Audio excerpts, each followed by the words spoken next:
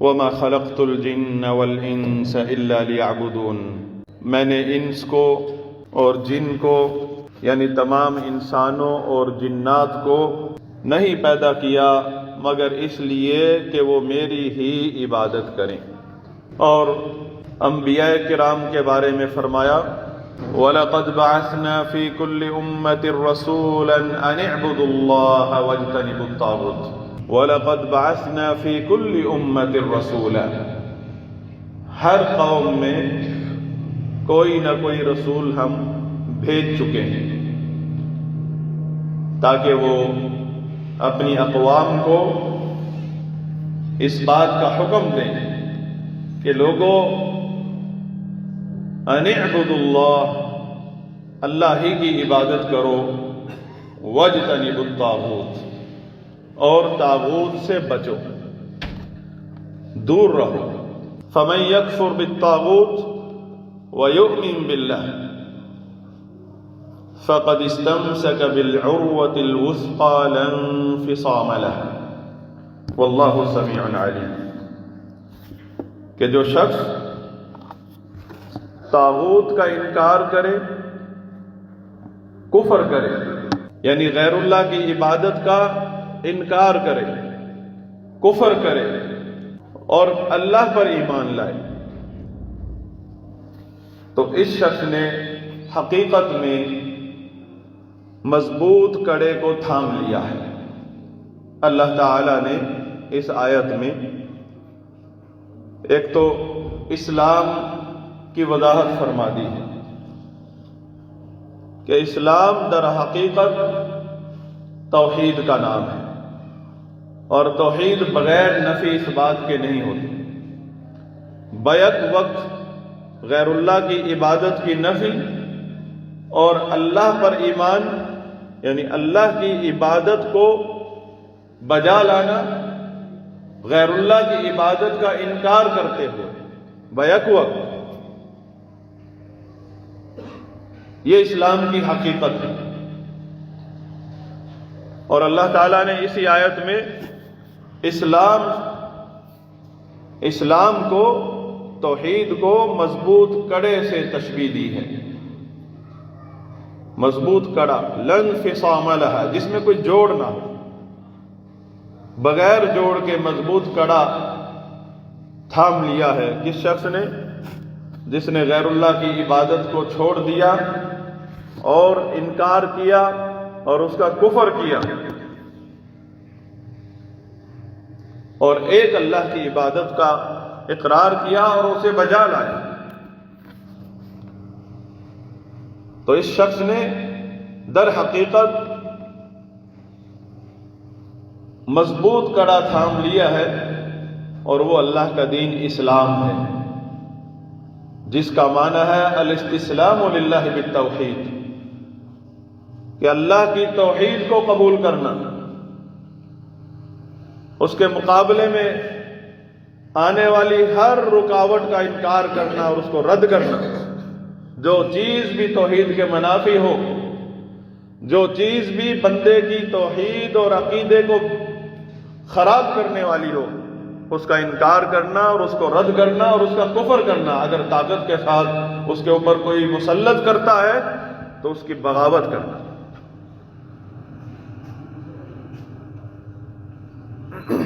الاستسلام للہ بالتوحید، یہ اسلام کی ڈیفینیشن ہے، تعریف ہے جو اہل علم نے بیان فرمائی ہے۔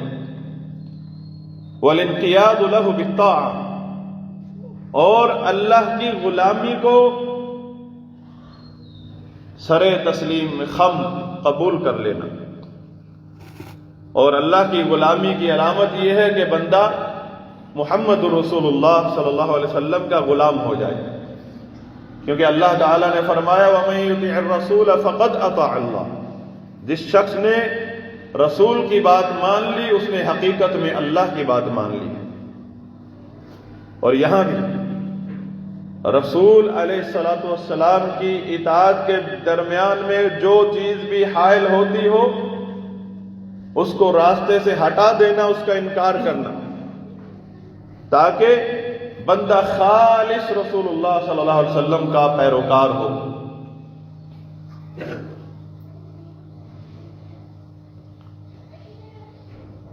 اہل علم یہاں پر کہتے ہیں کہ توحید دو قسم کی ہے، توحید مرسل، توحید مرسل۔ مرسل کا مطلب وہ اللہ جس نے اپنے رسول کو بھیجا ہے، اس کی توحید یہ ہے کہ لا الہ الا اللہ، نہیں ہے کوئی معبود برحق سوائے اللہ کے۔ اور توحید مرسل، مرسل کا مطلب یہ ہے کہ وہ ذات اقدس، وہ مبارک ہستی محمد رسول اللہ صلی اللہ علیہ وسلم جس کو اللہ نے رسول بنا کر بھیجا ہے، اس کی غلامی میں کسی کو شریک مت بنانا۔ اب تا قیامت وہی امام کائنات ہے، اس کی اطاعت بغیر کسی شرط کے ہوگی، بلکہ جو کلمے کا دوسرا حصہ ہے محمد الرسول اللہ، یہ خالی ورد نہیں ہے،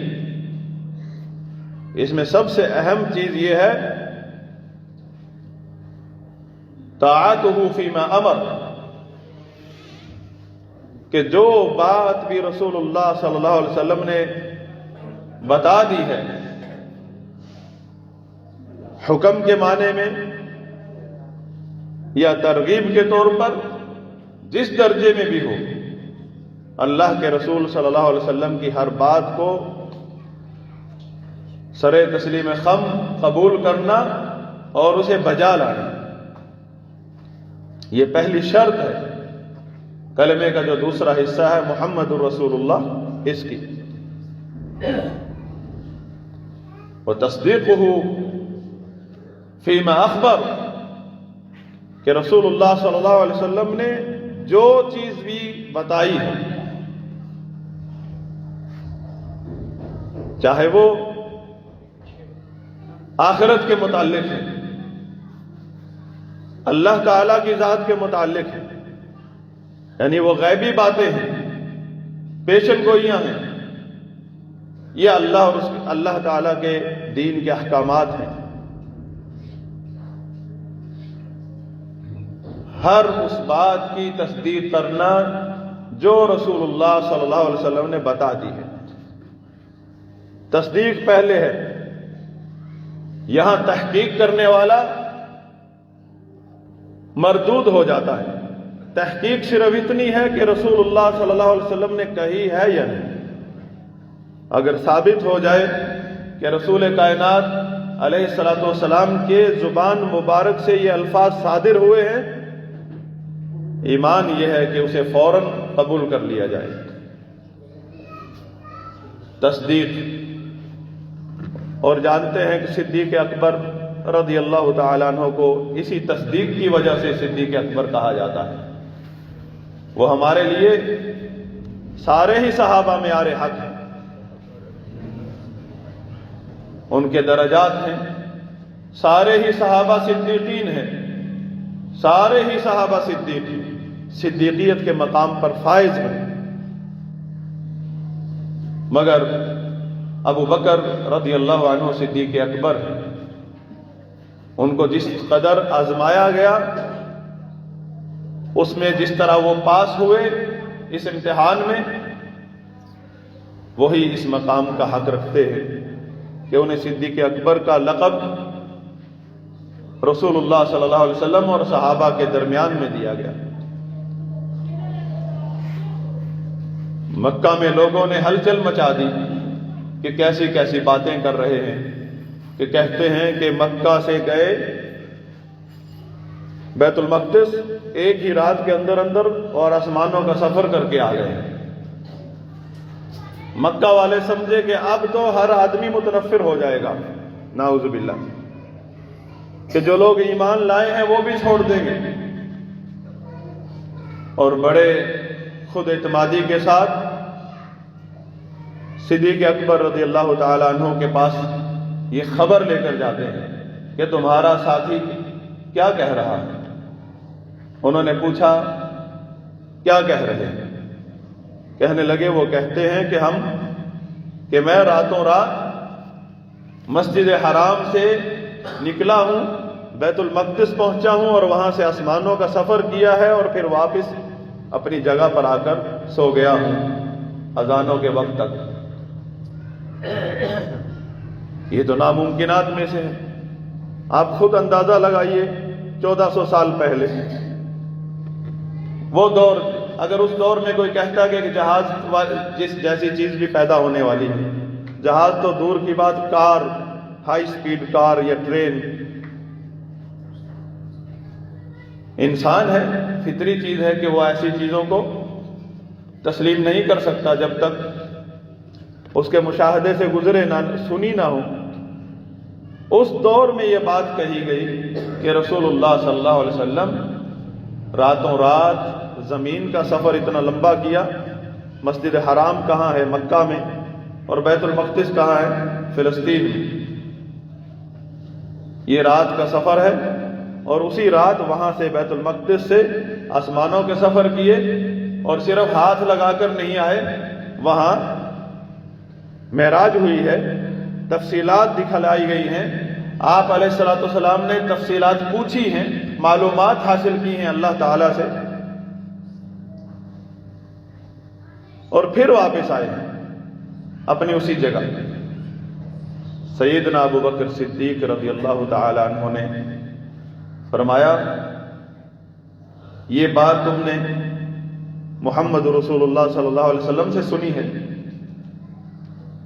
اگر یہ بات انہوں نے کہی ہے تو میں صدیق اس بات کی گواہی دیتا ہوں کہ وہ اللہ کے رسول ہیں، برحق ہیں، ان پر وحی آتی ہے اور میں ان کی ہر بات کی تصدیق کرتا ہوں۔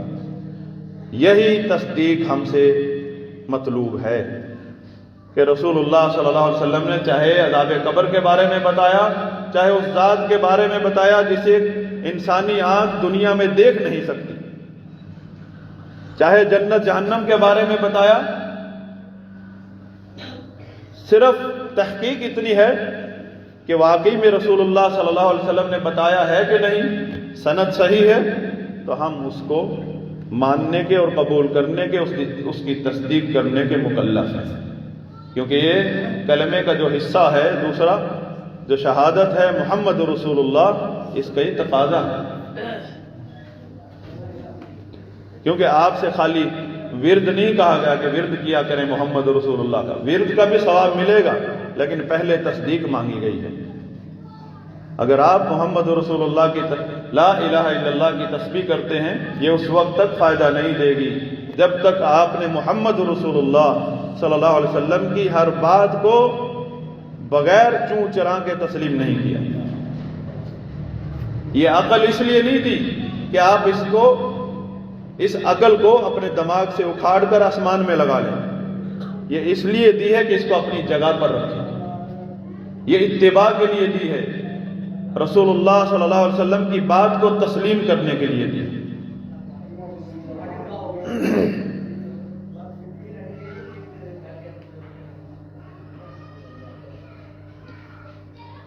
حضرات گرامی، میں عرض کر رہا تھا کہ اللہ تعالیٰ نے جب بات آئی اپنی اس مخلوق کی، انسانوں کی اور ساتھ میں جنات کی، ان کے پیدا کرنے کے مقصد کی جب بات آئی کہ کس مقصد کے لیے اس مخلوق کو پیدا کیا گیا ہے، انسانوں کو اور جنات کو، تو اللہ تعالیٰ نے فرمایا لیعبدونی، تاکہ یہ میری ہی عبادت کریں۔ اور انبیاء کرام کا سلسلہ جب اس کی بات آئی تو فرمایا اس لیے بھیجا ہے تاکہ اپنی اقوام کو یہ حکم دے ان اعبدوا اللہ واجتنبوا الطاغوت، کہ ایک اللہ کی عبادت کرو اور اس طاغوت یعنی غیر اللہ کی عبادت سے بچو۔ اور رسولوں کی اس دعوت کو اللہ تعالیٰ نے اسلام اور توحید کہا ہے، فرمایا فَمَن يَكْفُرْ بِالطَّاغُوتِ، جو شخص بھی طاغوت کا انکار کرتا ہے یعنی غیر اللہ کی عبادت کو تسلیم نہیں کرتا، یہ ایک ایسی چیز ہے، اس کے لیے کوالیفائڈ ہونا ضروری نہیں ہے، بلکہ عاقل ہونا ضروری ہے۔ بہت سارے کوالیفائڈ آپ دیکھیں گے درختوں کی پوجا کر رہے ہیں، اور بہت سارے انگوٹھا چھاپ بالکل عامی لوگ اللہ کی معرفت حاصل کر چکے ہیں۔ بکری چرانے والا شخص، اسے اللہ کی معرفت نصیب ہے۔ ایک باندی جس کو اتنا نہیں پتا کہ گھر کا نظام کیسے چلتا ہے، اسے صرف اپنے کام سے کام رکھنے کی اجازت ہے۔ ایک باندی غلام جو مارکیٹ کی چیز ہے، جس اپنے غلام کو لے جاؤ مارکیٹ میں بیچ کر موٹر سائیکل لے آؤ، اتنی حیثیت ہے غلام، اسے اللہ کی معرفت نصیب ہوئی تو مکہ کے سردار کہتے تھے یا سید بلال، سیدنا بلال، ہمارے سردار بلال۔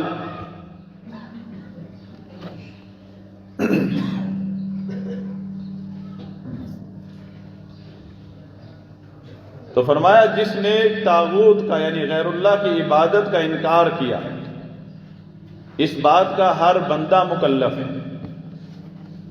یہ بہانہ نہیں چلے گا مجھے تو پتہ نہیں چلا، مولوی صاحب نے مجھے قبر پر لگا دیا، مجھے پتہ نہیں چلا مولوی صاحب نے مجھے درخت کی پوجا پر لگا دیا۔ تجھے پتہ نہیں چلا، تیرا دماغ کہاں سے آیا؟ کہاں اللہ تیرے رب نے تجھے دماغ نہیں دیا تھا؟ تجھے مکلف بنایا ہے کہ تجھے پتہ ہونا چاہیے تو سر کس کے آگے جھکا رہا ہے؟ وہ درخت جو کل اگایا تھا تیرے ابا نے یا دادا نے، اس کے آگے تو جھک رہا ہے۔ وہ درخت جو تیرا محتاج ہے، اس کی چھانگا مانگی نہیں کی تو وہ سوکھ جاتا ہے، اس کو دادا بنایا ہوا ہے۔ وہ بابا جی جس کو پانی کا محتاج تھا کل، آج اسے تجھے قلندر بنا دیا ہے، آج اس کی پوجا کر رہا ہے۔ جو تیرا محتاج ہے جا کے دعا کر تو اسے عذاب قبر میں راحت پہنچے گی، تو اس کی قبر پہ جھاڑو دے کر سمجھتا ہے مجھے شفا ملے گی۔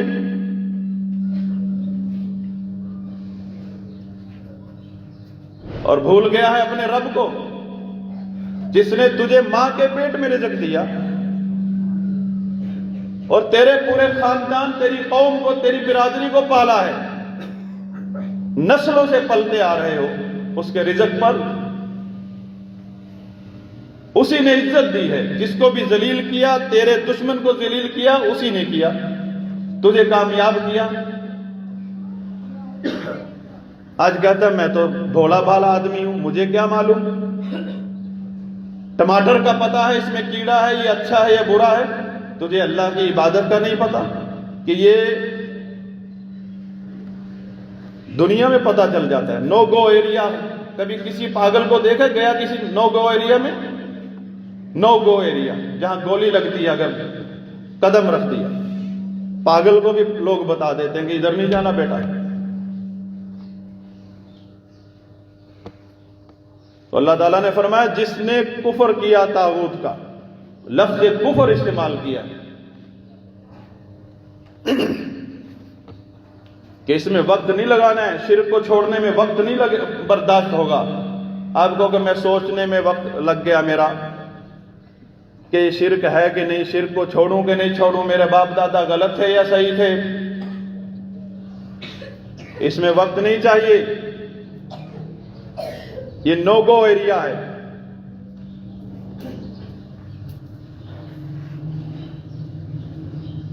اور پھر اللہ پر ایمان قبول ہوگا۔ وَيُؤْمِن بِاللَّهِ، جس نے غیر اللہ کی عبادت کا انکار کر کے اللہ پر ایمان لایا، اس کی عبادت کو قبول کیا، بجا لایا، یہ ہے وہ بندہ جس نے اسلام قبول کر لیا۔ اور اسلام کو اللہ تعالیٰ نے فرمایا اسلام کیا ہے؟ فَقَدْ اسْتَمْسَكَ بِالْعُرْوَةِ الْوُثْقَىٰ لَا انفِصَامَ لَهَا، یہ بندہ جو اس طرح توحید کو قبول کرتا ہے، اس نے ایسا مضبوط کڑا تھام لیا ہے جس میں کوئی جوڑ نہیں ہے، کبھی ٹوٹنے کا کھلنے کا شائبہ ہی نہیں، ایسا مضبوط دین سنبھال لیا ہے اس بندے نے۔ حضرات گرامی،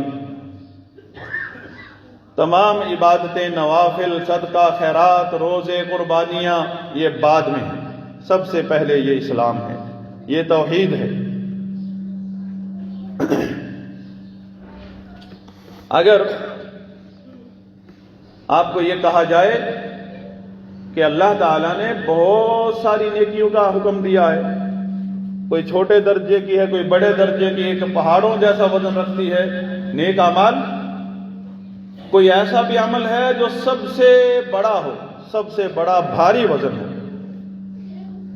کوئی ایسا عمل بھی کبھی آپ کے ذہن میں آیا ہے کہ ہم اتنے اعمال کر کے کبھی تلاوت کرتے ہیں، کس لیے کرتے ہیں؟ تاکہ اجر میں اضافہ ہو، ہمارے پاس اعمال نامہ ہو، قیامت کے دن کام آئے۔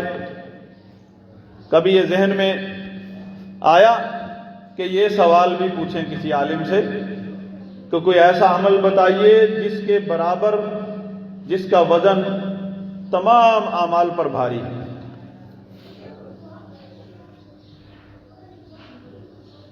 تو وہ عمل جو تمام اعمال پر بھاری ہے، بلکہ پوری کائنات کو بھی اگر دوسرے پلڑے میں رکھ دیا جائے اور آپ کے جتنے گناہ ہیں، کتنے کر سکتے ہیں آپ گناہ؟ زمین بھر سکتے ہیں گناہوں سے، آسمان تک چوٹی لگا سکتے ہیں، یہ بھی لے آئیں۔ یہ اللہ کے رسول اللہ نے فرمایا حدیث قدسی میں، وہ بھی لے آئیں، زمین بھر کے لے آئیں گناہوں سے، لیکن ایک گناہ سے بچتے رہنا، معمولی سا بھی شرک نہیں ہونا چاہیے ان گناہوں میں۔ کیا مطلب؟ توحید کامل لے آئیں،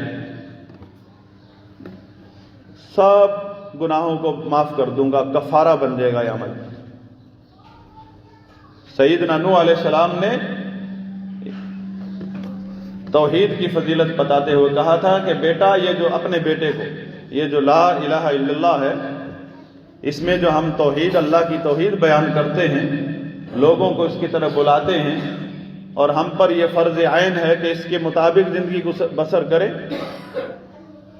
اس توحید کا عمل، اس کا وزن اتنا ہے کہ ساتوں آسمان اور ساتوں زمینیں، اور جو کچھ بھی ان آسمانوں اور زمینوں میں خزانے بھرے پڑے ہیں، پہاڑ ہیں، سونا چاندی معدنیات ہیں، فرشتے بھی بیچ میں لے آئیں، انسانوں جنات کو بھی، ساری مخلوقات، ان کو سب کو جوڑ لیں، ایک پیڑا بنا لیں، اور اس کے اوپر لا الہ الا اللہ یعنی توحید عبادت کا جو اجر و ثواب ہے، جو اس کا وزن ہے، اس کو رکھ دیں اوپر۔ اتنا وزن ہے کہ یہ چورا چورا ہو جائے گی یہ کائنات جو رکھ دیا آپ نے نیچے، برداشت نہیں کر پائے گی یہ کائنات لا الہ الا اللہ کا وزن۔ لا الہ الا اللہ کا وزن کیا ہے؟ وہ تسبیح کا وزن نہیں ہے، یہ اس عقیدے کا وزن ہے جو اللہ نے قرآن میں فرمایا، جو شخص غیر اللہ کی عبادت کا انکار کرے، طاغوت کا انکار کرے، اللہ پر ایمان لائے، اس نے حقیقت میں ایسا مضبوط کڑا تھام لیا ہے جس میں کوئی جوڑ نہیں۔ یہی وہ اسلام ہے۔ اسلام الاستسلام للہ بالتوحید والانقیاد لہ بالطاعہ، اسلام اللہ کی توحید کو قبول کرنے کا نام ہے، اور اس کے ساتھ ساتھ اس کی غلامی، اور غلامی کی دلیل یہ ہے کہ محمد رسول اللہ صلی اللہ علیہ وسلم کو اپنا امام، رہبر اور مرشد سمجھے، کیونکہ اللہ تعالیٰ نے فرمایا وَمَن يُطِعِ الرَّسُولَ فَقَدْ أَطَاعَ اللَّهَ، جس شخص نے بھی رسول کی بات مان لی اس نے حقیقت میں اللہ کی بات مانی۔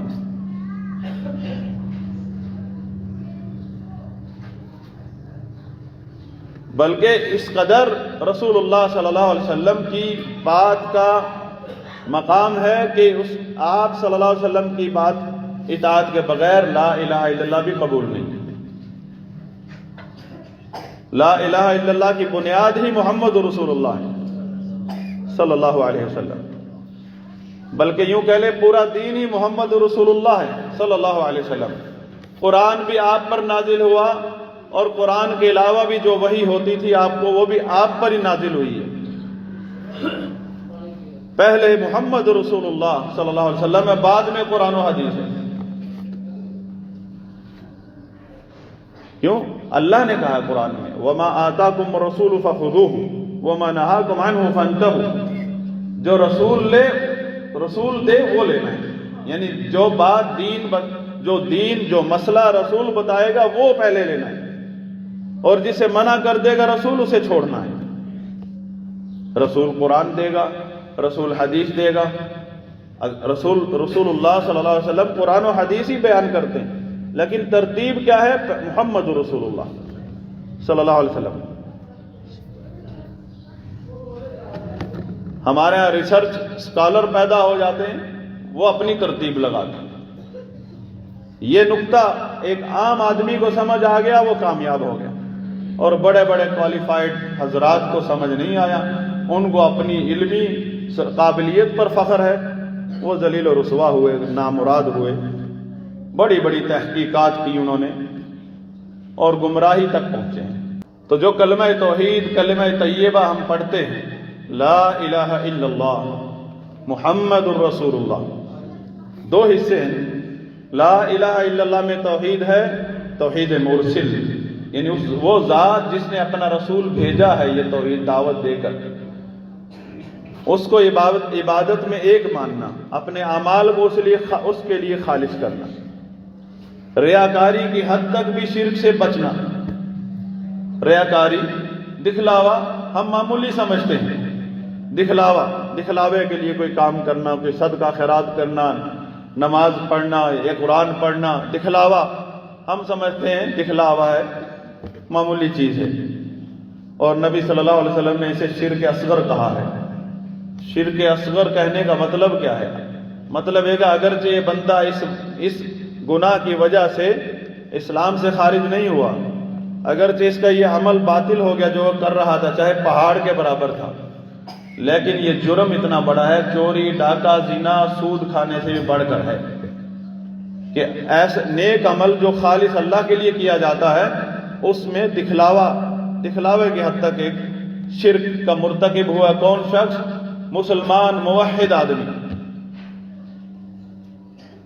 آپ یہاں سے اندازہ لگائیے، ایک عمل آپ نے حدیث سنی ہے کہ سب سے پہلے 3 نیک لوگوں کے ذریعے گھسیٹ کر، منہ کے بل گھسیٹ کر جہنم میں ڈالا جائے گا، اور جہنم کی آگ کو بھڑکایا جائے گا۔ جرم کیا ہے ان کا؟ عمل ان کا عظیم ہے۔ ایک قاری قرآن سے مراد عالم دین، حافظ قرآن نہیں، عالم دین، جو قرآن کے سارے علوم جانتا تھا، ساری زندگی اس نے اس کے علاوہ کام کیا ہی نہیں، خدمت کی ہے دین۔ اور دوسرا، جسے اللہ نے مال دیا تھا، ساری زندگی مال بہایا ہے اللہ کے راستے میں۔ اور تیسرا، جس کو اللہ تعالیٰ نے دشمنوں سے جنگ لڑنے کا موقع دیا تھا، ساری زندگی جنگ لڑتا رہا ہے، حتیٰ کہ اپنی جان تک دے دی، خون بہا دیا اپنا۔ یہ 3 عظیم عمل ہیں، ہر آدمی کی ان اعمال تک پہنچ بھی نہیں۔ اللہ تعالیٰ نے تینوں کے بارے میں حکم صادر فرمایا کہ لے جاؤ ان کو، اور باعزت طریقے سے نہیں، گھسیٹ کر منہ کے بل لے کر جاؤ، جہنم کی آگ بھڑکا دو ان سے۔ وہ آگے جتلائیں گے، وہ کہے گا یا اللہ میں نے ساری زندگی آپ کے دین کا کام کیا، علم پھیلایا، علم، قرآن۔ دوسرا کہے گا مال، خون پسینے کی کمائی، حلال کمائی، بلا شک حلال کمائی تھی اس کی۔ اللہ کے نبی جو تصدیق کر رہے ہیں، ان کی حلال کمائی تھی، اللہ کے راستے میں خرچ کیا، بہایا ہے اللہ کے راستے میں۔ اور تیسرے نے تو جان تک دے دی۔ اللہ ایک ہی لفظ اللہ تعالیٰ فرمائے گا، کذب، جھوٹ بولتا ہے۔ تمہارا مقصد تھا کہ لوگوں میں ہمارا چرچا ہو، ماشاءاللہ کتنا بڑا قاری ہے، عالم ہے، بڑا اللہ کا دین بیان کرتا ہے، اللہ کے دین کے لیے زندگی لگا دی ہے۔ دوسرے نے کہا چرچا دوسرے کے بارے میں فرمایا، بڑا تیری خواہش تھی کہ لوگ ذکر کریں، پیسہ بہاتا ہے اللہ کے راستے میں۔ تیسرے کو کہا تو بھی یہی چاہتا تھا کہ لوگ کہیں غازی ہے، فتح کیے ہیں ہم علاقے، اور شہید ہے، یہ تینوں چیزیں تمہیں مل چکی ہیں دنیا میں۔ کتنے عظیم عمل تھے، سب ضائع ہو گئے۔ انہوں نے غیر اللہ کے لیے، غیر اللہ کی عبادت تو نہیں کی، عبادت تو اللہ ہی کی تھی نا، وہ اعمال تو اللہ کے لیے کیے تھے کہ نہیں، لیکن بیچ میں دکھلاوا آ گیا، دکھلاوا جس کو ہم معمولی سمجھتے ہیں۔ اب یہاں سے آپ مجھے یہ بتائیے، یہ تو وہ لوگ ہیں جنہوں نے ایسے عظیم اعمال کیے جو ہم میں سے شاید کسی کے بس میں بھی نہیں ہے یہ اعمال، اور کیے بھی اللہ کے لیے کیے ہیں۔ ان میں صرف دکھلاوے کی ملاوٹ ہو گئی، ریاکاری۔ اور اگر ایک آدمی کرے ہی غیر اللہ کے لیے عمل، ایک آدمی کرے ہی اللہ کے لیے نہ کرے، غیر اللہ کے لیے کرے، اس کا کیا انجام ہے؟ اس کا انجام دنیا میں ہی بتا دیا کہ وہ ایمان سے خارج۔ ان کی مثالیں موجود ہیں۔ یہود و نصارہ مشرکین مکہ بڑے دیندار لوگ تھے، انہوں نے یہی مسئلہ قبول نہیں کیا۔ انہوں نے کیا کیا؟ ما نعبدهم الا ليقربونا الى الله زلفا۔ آپ کہتے ہیں شرک شرک شرک، ہم کب کرتے ہیں ان کی عبادت؟ ہم تو ایک نیک عمل کے طور پر عبادت کرتے ہیں ان کی، تاکہ اللہ تعالی راضی ہو جائے۔ سورہ زمر، زلفا، وہ اپنے شرک کو، نبی صلی اللہ علیہ وسلم جس کام کو شرک کہہ رہے ہیں کہ بھئی غیر اللہ سے مت مانگو، غیر اللہ کی نظر و نیاز مت کرو، وہ کہنے لگے ہم یہ اعمال کرتے ہیں اس لیے کہ اللہ راضی ہو جائے، ہم کوئی شیطان کی عبادت کر رہے ہیں، یہ اللہ کے اولیاء ہیں، یہ اللہ کے نیک بندے ہیں، ان کے نام کا اگر ہم نذرانہ چڑھا دیں تو کوئی بری چیز ہے، اللہ راضی ہوگا؟ اور دوسری جگہ فرمایا ہؤلاء شفعاؤنا عند اللہ، اللہ کے ہاں ان کی پہنچ ہے، یہ ہماری سفارش کریں گے، دیتا تو اللہ ہے۔